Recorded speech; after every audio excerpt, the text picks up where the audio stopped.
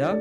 그러므로 주 안에서 갇힌 내가 너희를 권하노니 너희가 부르심을 받은 일에 합당하게 행하여 모든 겸손과 온유로 하고 오래 참음으로 사랑 가운데서 서로 용납하고 평안에 매는 줄로 성령이 하나 되게 하신 것을 힘써 지키라. 아멘. 우리는 오늘 힘써 지키라는 제목으로 하나님의 말씀을 나누도록 하겠습니다. 여러분은 이 시간 무엇 때문에 교회로 모이셨습니까? 다른 사람들은 주말이면 산으로 바다로 자신만의 즐거움과 만족을 찾아 떠나는데 여러분은 과연 무엇을 찾기 위해 교회로 모이셨습니까? 우리는 스스로에게 이러한 질문을 해보아야 합니다. 그리고 하나님을 참으로 섬기는 신자라고 한다면 우리에게는 이러한 질문에 대한 명확한 답이 있어야 한다라는 것이죠. 그런데 만약 우리 안에 명확한 답이 없다면 우리는 우리 자신을 돌아봐야 하는 것입니다. 내가 왜 교회를 나오고 있는지, 무엇 때문에 예배 드리고 있는지를 우리가 진지하게 생각해 봐야 한다는 것입니다. 만약 누군가 저에게 당신은 왜 교회를 다니십니까? 왜 주일마다 예배를 드리십니까? 라고 물어본다면 저는 하나님의 살아계심을 경험했기 때문입니다. 라고 답할 것입니다. 하나님께서 제 삶에 찾아와 주셔서 저를 만나 주셨고 저에게 감당할 수 없는 은혜를 베풀어 주셨기 때문입니다. 라고 답할 것입니다. 그렇습니다. 이 시간 하나님을 예배하는 저와 여러분은 살아계신 하나님을 경험한 사람들입니다. 우리 안에 부정할 수 없는 하나님의 은혜가 새겨져 있는 사람들이다라는 것이죠. 그렇기 때문에 우리는 누가 시키지 않아도 교회로 모여서 하나님의 은혜에 감사드리며 하나님을 예배하는 것입니다. 당시 에베소 교인들 가운데에도 이와 같은 하나님을 경험한 은혜의 흔적들이 남아 있었습니다. 그래서 사도 바울은 오늘 본문에서처럼 에베소에 있는 교인들을 향하여서 하나님께서 너희를 왜 교회로 불러주셨고 교회를 통하여 이루게 하신 것이 무엇인가를 그들에게 깨우쳐주고 있다라는 것입니다. 그러므로 주 안에서 갇힌 내가 너희를 권하노니 너희가 부르심을 받은 일에 합당하게 행하여. 바울 사도는 지금 어디에 갇혀 있습니까? 감옥에 갇혀 있습니다. 그렇다면 무엇 때문에 감옥에 갇혀 있는 것입니까? 주 안에서, 즉 주를 위하여 그는 감옥에 갇혀 있습니다. 바울은 자신의 유익을 탐하다 감옥에 갇힌 것이 아니었습니다. 오직 그리스도의 복음을 전하려다 감옥에 갇히게 된 것이었습니다. 그런데도 바울은 감옥에 갇힌 자신의 안위보다 지금 에베소에 있는 교인들의 안위를 더 걱정하고 있다는 것이죠. 여러분, 보통 사람이 이렇게 할 수 있습니까? 이렇게 할 수가 없습니다. 그러나 하나님의 은혜를 경험한 자는 이러한 모습을 보이게 된다는 것이죠. 하나님의 은혜로 말미암아 내 삶의 우선순위가 무엇인가를 하나님께서 명확하게 결정해 주셨기 때문입니다. 바울의 마음에는 오직 예수 그리스도로 가득하였습니다. 그의 애타는 마음은 예수님께서 십자가에서 피 흘려 세우신 교회를 향해 있었다라는 것이죠. 그래서 바울은 에베소 교회 성도들을 향하여서 정말 애타는 마음을 담아 간절히 권면하고 있습니다. 첫 번째 권면은 무엇입니까? 1절의 말씀, 부르심을 받은 일에 합당하게 행하라 라는 것입니다. 사랑하는 성도 여러분, 신자는 무엇을 위해 부르심을 받았습니까? 이와 관련하여 로마서 1장 6절을 보면 너희도 그들 중에서 예수 그리스도의 것으로 부르심을 받은 자니라. 고린도전서 12장 27절을 보면 너희는 그리스도의 몸이요 지체의 각 부분이라 라고 말씀하고 있습니다. 그러니까 신자된 자들은 예수님의 것으로 부르심을 받았다라고 하는 것입니다. 주님은 우리를 얻기 위하여 값을 지불하셨습니다. 주님이 우리를 얻기 위해 지불하신 그 값은 무엇이었습니까? 십자가에서 흘리신 주님의 보혈, 곧 주님의 생명이었습니다. 예수님께서는 십자가 위에서 우리를 얻기 위해 자신의 생명을 내어 주셨습니다.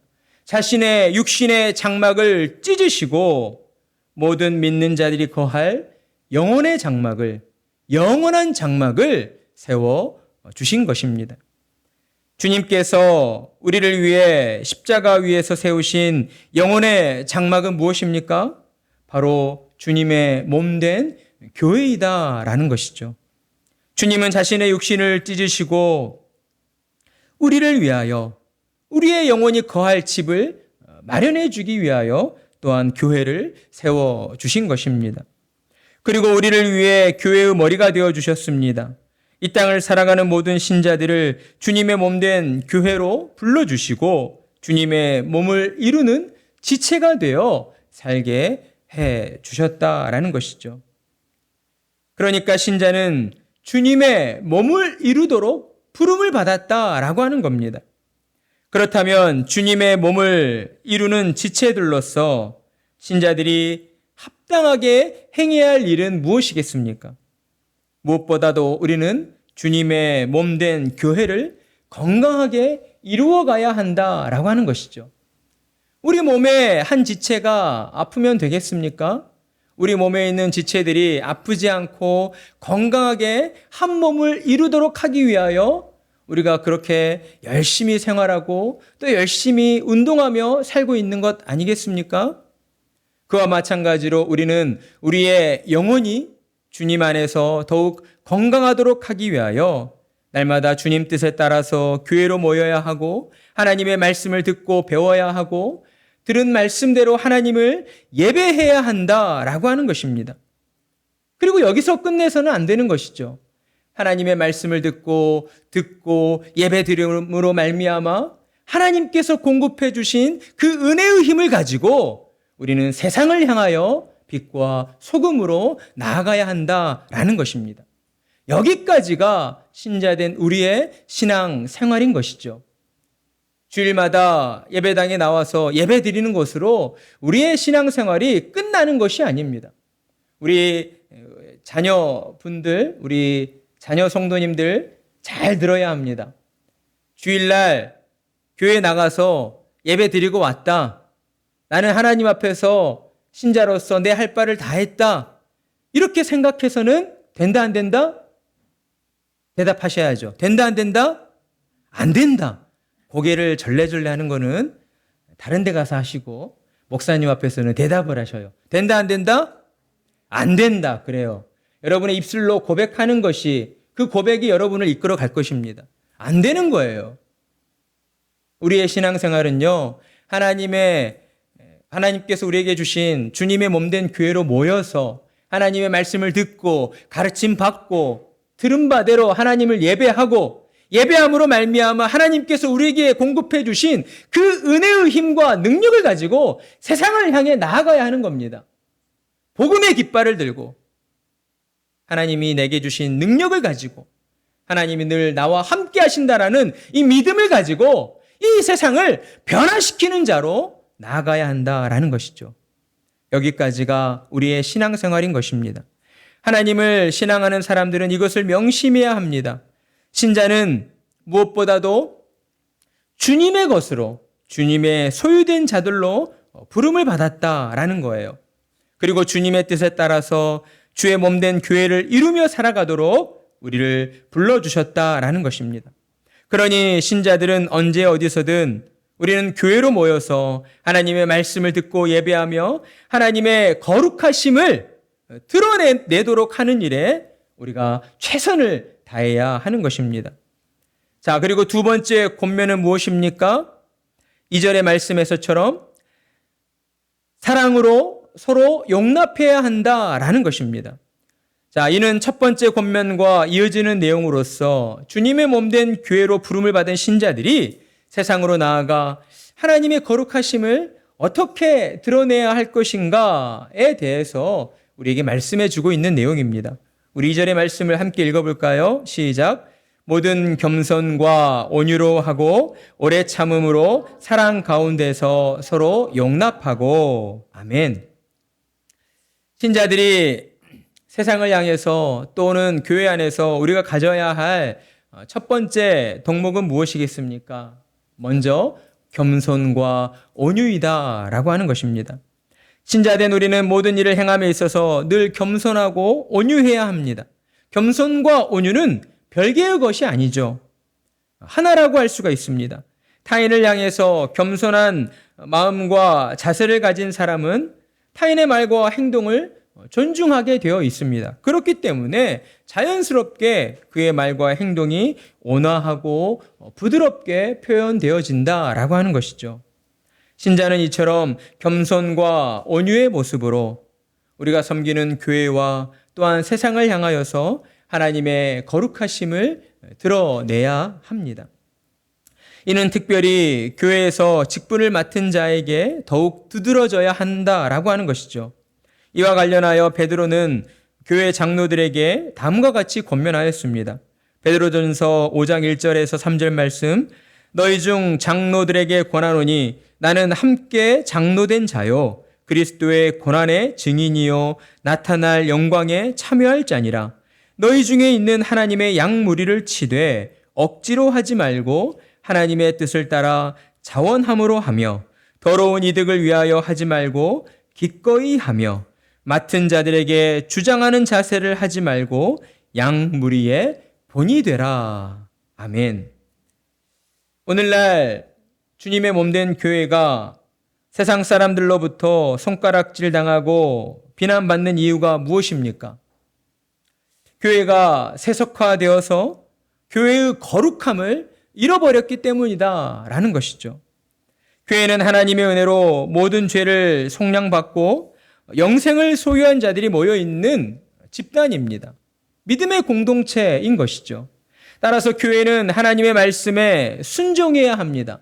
첫 번째도 하나님의 말씀이요, 두 번째도 하나님의 말씀이요, 세 번째도 하나님의 말씀인 것입니다.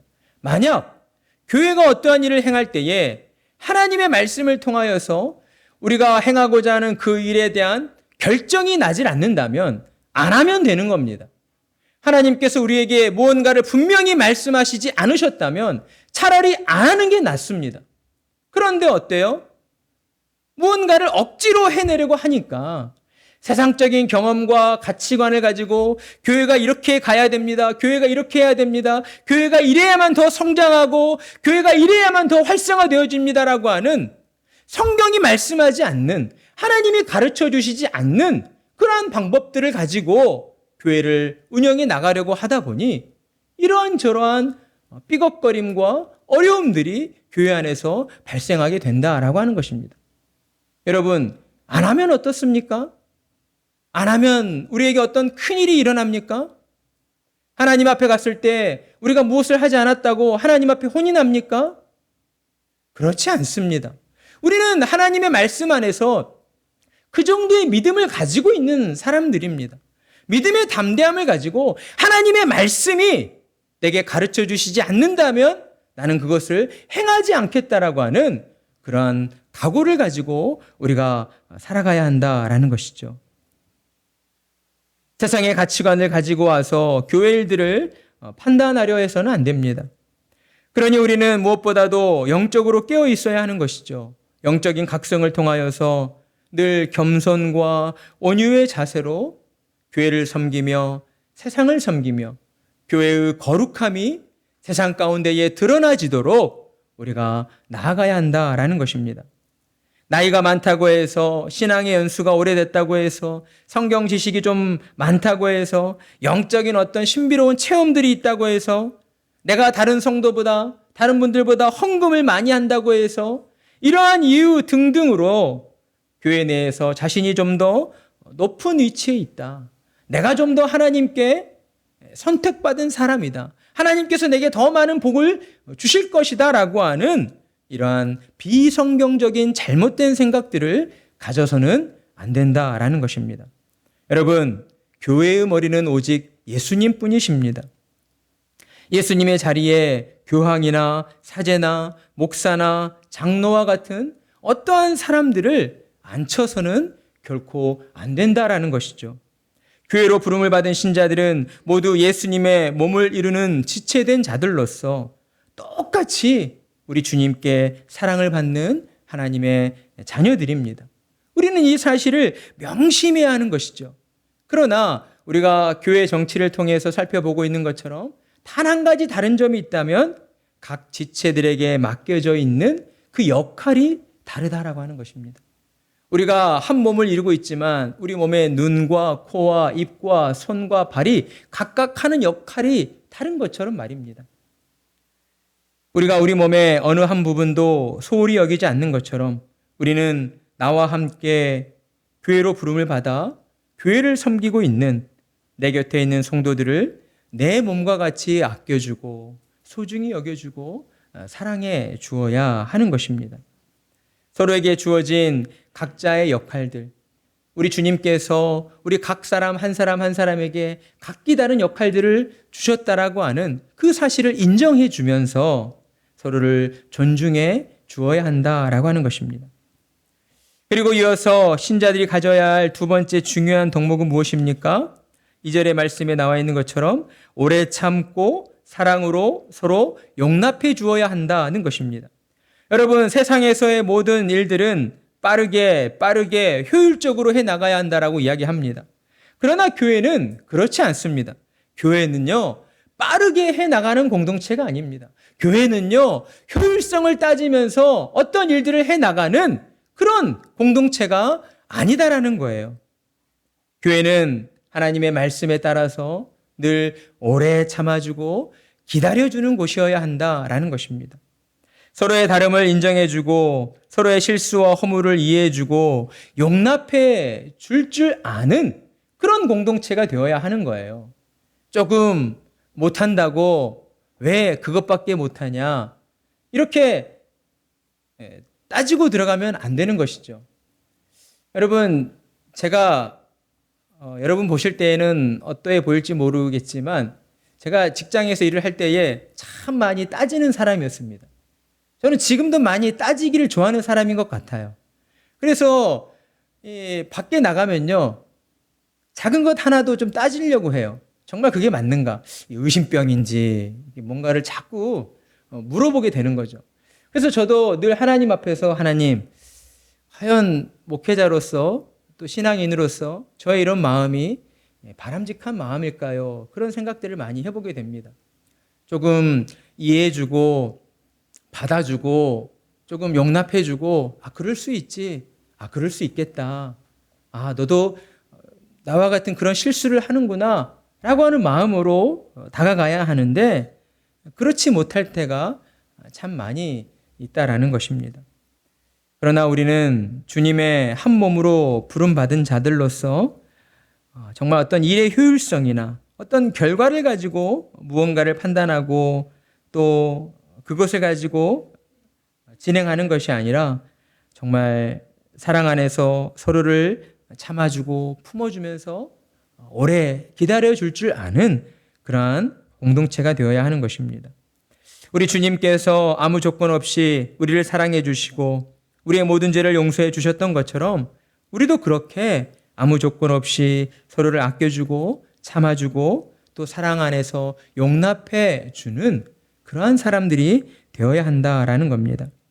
그러한 일들이 우리가 섬기는 세우는 교회 안에 가득할 때에, 그러니까 그러한 문화가 우리 안에 형성이 되어질 때에 우리의 교회는 거룩함을 회복하게 될 것입니다.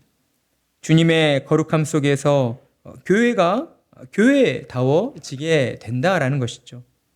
교회가 이처럼 거룩함을 회복하여 바로 서게 될 때에 세상은 우리가 섬기는 교회로 말미암아 또한 변화를 경험하게 되는 것입니다.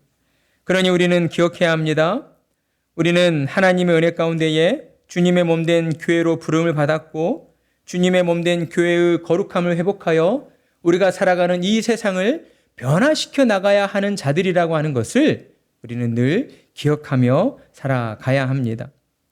그리고 교회의 거룩함을 이루어가는 것은 방금 전에 말씀드렸던 것처럼 서로를 용납해주고 서로를 참아줄 줄 아는 그 사랑으로 말미암아 이루어지게 된다는 것을 우리는 늘 기억해야 하는 것입니다. 그리고 이제 마지막 세 번째 권면으로서는 3절의 말씀에서처럼 성령이 하나 되게 하신 것을 힘써 지켜야 한다는 것입니다. 주님은 우리를 위해 교회를 세워주셨습니다. 그리고 성령님을 보내어 주셔서 성령의 역사를 통해 모든 믿는 자들을 교회로 불러 모아 주신 겁니다. 성령을 통하여서 평안에 매는 줄로 하나가 되게 해 주신 것이죠. 성령께서 우리를 하나 되게 하여 주신 평안에 매는 줄은 과연 무엇입니까? 그것은 바로 예수 그리스도이십니다. 성령께서는 예수 그리스도를 믿는 믿음으로 말미암아 우리를 하나 되게 해 주셨다라고 하는 것이죠. 이를 두고 예수님께서는 요한복음 14장 27절에서 제자들을 향하여서 평안을 너희에게 끼치노니 곧 나의 평안을 너희에게 주노라. 내가 너희에게 주는 것은 세상이 주는 것과 같지 아니하니라. 너희는 마음에 근심하지도 말고 두려워하지도 말라라고 말씀하셨습니다. 예수님께서는 우리에게 믿음을 주시고 세상적인 걱정과 근심과 두려움을 떨쳐버리고 그 믿음 안에서 평안하라고 우리에게 말씀하신 것입니다. 그리고 이 모든 일들을 이루시기 위해서 우리 가운데에 보혜사 성령님을 보내어 주신 것이죠. 우리가 예수님을 믿고 이 시간 교회로 모여서 하나님을 예배하게 된 것은 이처럼 성령님의 역사하심으로 말미암아 이루어지게 된 일입니다. 본래 우리는 생각과 마음이 제각각이어서 연합하지 못하고 모래알처럼 뿔뿔이 흩어져 있던 자들이었습니다. 그런데 그런 우리에게 성령님이 찾아오셨고 믿음 안에서 우리가 하나가 되도록 우리를 엮어주셨다라고 하는 것입니다. 믿음으로 교회로 모여서 주님이 주시는 참된 평안을 누리게 하셨고 장차 우리 가운데에 이루어지게 될 천국에서의 영원한 평안을 소망하며 살아가도록 우리를 인도해 주셨다라는 것입니다. 그리고 그 주님은 우리에게 성령이 하나 되게 하신 것을 힘써 지켜야 한다라고 명령하십니다. 그렇습니다. 사랑하는 성도 여러분, 우리는 주님이 하나 되게 하신 주의 몸된 교회를 우리가 힘써 지켜나가야 합니다. 주님의 몸된 교회를 힘써 지키는 것은 우리에게 주어진 사명인 것입니다. 우리가 우리의 몸의 어느 한 지체를 소홀히 여기지 않는 것처럼 우리가 주님의 몸된 교회의 지체된 자들로서 주의 몸된 교회가 건강하도록 힘써 지키는 것은 마땅한 것이다 라고 하는 것이죠. 주님의 몸된 교회를 지켜나가는 것은 곧 우리의 생명을 지키는 것과 같다라고 할 수 있습니다. 그러니 우리는 주의 몸된 교회가 세상의 것들로 때묻지 아니하도록 세속화되지 아니하고 하나님의 거룩하심을 지켜나가도록 우리가 한마음 한뜻이 되어 나아가야 한다라는 것입니다. 만약 우리가 주 안에서 하나 되지 못하고 교회를 세속화로부터 힘써 지켜내지 못한다라고 한다면 우리의 영혼은 점점 피폐해지게 될 것이고 아픔 가운데에 놓여지게 될 것입니다. 왜 그렇습니까? 신자된 자들은 교회를 통하여서 하나님의 말씀을 듣고 영의 양식을 공급받아야만 건강한 삶을 살아갈 수 있기 때문입니다. 교회로 모여서 성도의 아름다운 교제를 나눌 때에 성도들은 하나님께서 내게 주신 믿음, 나 혼자 믿음 생활하는 것이 아니라 이렇게 나와 함께하는 성도들을 붙여주셔서 이들과 함께 신앙생활을 하도록 하나님께서 인도해 주시는구나 라고 하는 것을 또한 깨닫고 경험하게 된다라는 것입니다. 성도의 교제를 통하여 우리는 더욱 흔들림 없는 구원의 확신을 가지게 되고 날마다 하나님의 나라 천국을 소망하며 살아가게 되는 것입니다. 그러니 우리는 더욱 주님의 몸된 교회를 힘써서 지켜가야 합니다. 우리의 몸의 신체 일부가 떨어져 나가면 죽게 되는 것처럼 신자도 주님의 몸된 교회를 떠나서는 온전히 살아갈 수 없다는 사실을 우리는 명심하고 주님의 몸된 교회에 정말 딱 붙어 있어야 한다라고 하는 것입니다. 주님의 몸된 교회를 더욱 사랑해야 하는 것이죠. 교회가 주님의 은혜 가운데에 더욱 강건하여지고 흥왕하여지기를 간절히 바라는 마음을 가지고 하나님께 모여 기도해야 하는 것입니다. 교회로 모이기를 힘써야 하고 교회를 더욱 즐거워해야 하는 것이죠. 여러분, 왜 목회자가 교회로 모이라고 이렇게 애타게 부르짖습니까? 더 많은 성도들이 모여야 더 많은 재정들이 쌓이니까 그것 때문에 이렇게 애타게 부르짖습니까? 아닙니다. 강단 앞에 서서 하나님의 말씀을 전하는 목회자는 교회로 모인 한 성도들의 그 영혼을 바라보고 있기 때문에 성도 한 사람 한 사람의 영혼이 주님의 말씀의 은혜 안에서 더욱 강건하여지고 그로 말미암아 죄악 가운데 빠진 이 세상 속에서도 하나님의 인도하심을 경험하고 누리며 살아가기를 그 무엇보다 원하기 때문에 이렇듯 간절한 마음으로 여러분에게 교회로 모여야 한다라고 말씀드리는 것입니다. 교회로 모이기를 즐거워하고 교회를 더욱 사랑해야 하는 것이죠. 교회로 모였을 때에 우리는 겸손과 온유의 자세를 가지고 서로의 약함과 허물을 감싸 안아주고 사랑 안에서 용납해주는 그러한 신자들이 되어야 한다라는 것입니다. 세상적인 가치관과 잣대를 가지고 왜 이렇게 더딘 것인가? 왜 이렇게 빨리 성장하지 못하는 것인가? 이런 저급한 마음에 빠져서는 안 되는 거예요. 하나님께서 우리와 함께 하실 때에 우리가 정말 한 걸음을 내디딜지라도 그 걸음이 하나님이 기뻐하시는 바른 걸음이 되기 위하여 우리가 말씀 안에서 조심조심 함께 한 사람도 이탈하지 아니하고 주님의 말씀으로 하나 되어 나아가는 일에 우리가 더욱 힘을 내어야 한다라는 것입니다. 조금 더디고 느릴지라도 주님의 말씀에 순종하며 교회를 더욱 사랑하는 마음을 가지고 우리가 손에 손을 붙잡고 나아갈 때에 하나님께서는 우리와 함께 하시며 또한 우리 가운데에 은혜로 역사하여 주실 것입니다. 여러분, 여러분의 눈앞에 보여진 일들을 바라보지 마십시오. 하나님께서 약속하여 주신 하나님 앞에 서게 될 그날을 바라보십시오. 하나님께서 과연 나에게 어떠한 말씀을 하실 것인가? 세상 사람들이 비웃고 조롱하고 참 어리석다라고 말할지라도 우리가 진정 하나님의 말씀에 순종함으로 믿음대로 살아가려 할 때에 하나님 앞에 서는 그날 하나님께서는 우리를 향하여 큰 칭찬을 아끼지 아니하실 것입니다. 하나님께서 나를 향하여 내뱉어 주실 그 칭찬을 바라보시면서 여러분의 삶 가운데 주어져 있는 믿음의 여정을 또한 담대하게 살아가시는 참으로 복된 성도님들이 되시기를 간절한 마음으로 축복합니다.